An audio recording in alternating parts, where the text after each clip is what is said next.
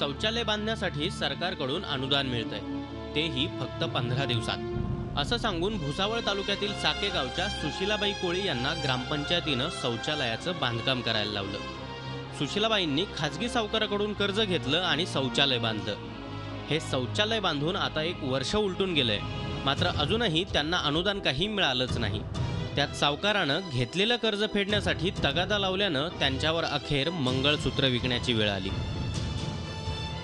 आता 2-3 महिने झाले नाही तर माझा जीव कसा मजा करतो की आपलं मंगळसूत्र आपण इथुशी असताना लग्न व्हायला होतं माझं, आणि ते मोडलं तर मला दास्तीवाणी बशी गेलं की पाय बुवा माहले खाली म्हणे तू का करली संडास बुवा, कशा लोकांचं ऐकलं। ग्रामसेवक आहे ते पण मला बोलले की म्हणे येड्या म्हणे 15 दिवसात तर पैसे मिळतात म्हणे। आहे म्हणे आता काय करणार बेटा, माझ्याकडे पण पैसे नाहीये म्हणे, एक शेवटचं मंगळसूत्र आहे। बापरे म्हटलं मंगळसूत्र आहे तुझं, तसं बघायचं लेणं मी। झी 24 तास रहा एक पाऊल पुढे।